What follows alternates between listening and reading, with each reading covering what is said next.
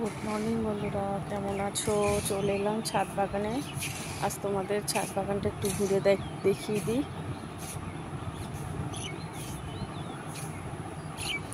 কারি পাতাটা দেখো কত সুন্দর হয়েছে, ছোট্ট ছোট্ট পাতা, আর নিচে কতগুলো গাছও বেরিয়ে গেছে।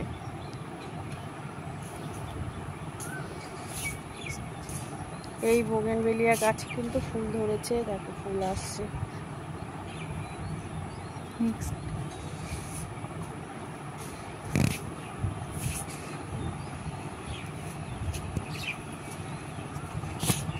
এই বেলফুল গাছটা দেখো কতগুলো বেলফুল হয়েছে, আর ছাদে গন্ধ মোমো করছে একেবারে। আর এই বোগেনভেলিয়াটা দেখো কত সুন্দর কালার। এটা আমি ভেবে অবাক হয়ে যাচ্ছি, প্রত্যেকবার আমার বোগেনভেলিয়া গাছের কিন্তু এই গাছটা একদম সাদা ধপধপেই সাদা হয়।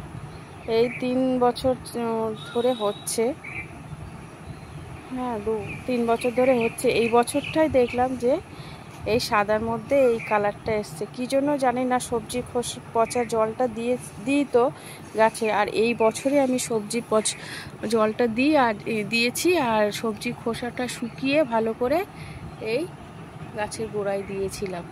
তার জন্য কি এই হয়েছে বুঝতেই পারছি না। আর এই পাশে চাপা ফুল গাছটা তোমাদেরকে দেখায় একবার। এই দেখো চাপা ফুল গাছটা কিন্তু কাঠচাপা গাছে কিন্তু ফুলও এসে গেছে, খুব সুন্দর লাগছে দেখো ফুলটা। এও একটা ভালো একটা গন্ধ আছে এই গাছ ফুলের, আর গাছটা ভরা সবুজ একেবারে, পাতাগুলো খুব সুন্দর লাগছে। আর এই যে গোলাপ গাছের কচি কচি পাতা বেরিয়েছে, এখানেও কটা নয়নতারা আছে। আর লঙ্কা গাছগুলো জানি না, লঙ্কা এখনো ধরেনি, কি লঙ্কা বুঝতেই পারছি না। নিচে আমি দানা ছড়িয়ে দিয়েছিলাম, লঙ্কার দানা। এটা ঘিয়ে লঙ্কা, জানি না কি লঙ্কা, মনে হয় ওইটাই হবে। যাই হোক, তার নিচে অনেকগুলো গাছ হয়েছিল, তার থেকে নিয়ে কটা টবে বসিয়ে দিয়েছি, 4-5টা টবে, কিন্তু এই রকম হয়েছে গাছগুলো। হয়েছে কিন্তু ফুল আসছে, কিন্তু ফলে পরিণত এখনো হয়নি। আর এইটা এই সেদিনই নিয়ে এলাম এই গাছটা, এটা পঞ্চজবা। আর এই যে এইগুলো হয়েছে ছোট ছোট, এটা ছোট পঞ্চ, এটা একটু বড় সাইজের। আর এই গাছটা হয়েছে সাদা ফুল জবা। আর মিলি ফুল গাছগুলো তো কোনো কথাই হয় না, সব সময় 12 মাসের জন্য। আর এই যে লঙ্কা গাছে এখানেও একটা লাগিয়ে দিয়েছিলাম, ফুল হয়েছে, প্রচুর ফুল হয়েছে, কিন্তু ফলে এখনো আসেনি, লঙ্কা হয়নি। আর এই যে এখানে পুঁইশাক গাছটাও বেশ সুন্দর হয়েছে। এই যে বৃষ্টি হওয়ার পরে গাছে কিন্তু জলই দেওয়া হয় না আজ 3-4 দিন, কিন্তু গাছের গোড়া তো ভিজে আছে, এত বৃষ্টি হয়েছে। আর গাছগুলো কিন্তু সুন্দর, বৃষ্টি হলে গাছের চেহারা একদম পাল্টে যায়, খুব সুন্দর হয়ে যায়।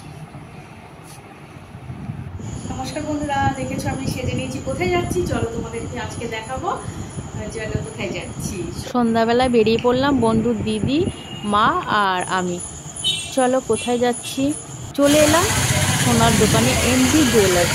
অক্ষয় তৃতীয়া উপলক্ষে এখানে বিশেষ কেনাকাটাতে 20% ছাড় দিচ্ছে।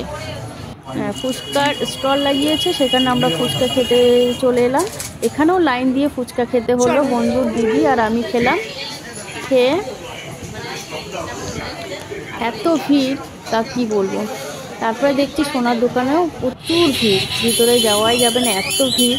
তাই ভাবলাম যে যখন আমি বাড়ি থেকে বেরোই তখন ছেলে আর আমার ছোট্ট বন্ধু বলল যে লাড্ডু নিয়ে আসবে। চলে এলাম লাড্ডুর দোকানে লাড্ডু নিতে।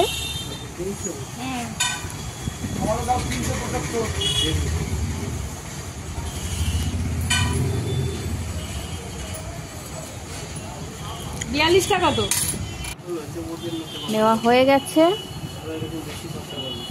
চলে এলাম সোনার দোকানে। এখন একটু ভিড় কম হয়েছে।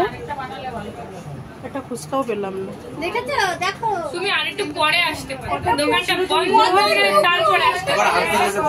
এমডি জুয়েলার্স এইটা নিলাম। আর এইগুলো নেই। হ্যাঁ ভালো। অক্ষয় তৃতীয়া উপলক্ষে 20% মজুরিতে ছাড়। কেমন হয়েছে বন্ধুরা? আর অক্ষয় তৃতীয়া উপলক্ষে একটা করে মিষ্টি প্যাকেট দিয়েছে। এটাও দেখছি লাড্ডুর প্যাকেট দিয়েছে। যাই হোক, আমাদের কেনাকাটা সব কমপ্লিট, বেরিয়ে এলাম। এখানে ব্লগটা শেষ করছি। তোমরা ভালো থেকো, সুস্থ থেকো। নেক্সট ব্লগে আবার দেখা হচ্ছে তাহলে। টাটা।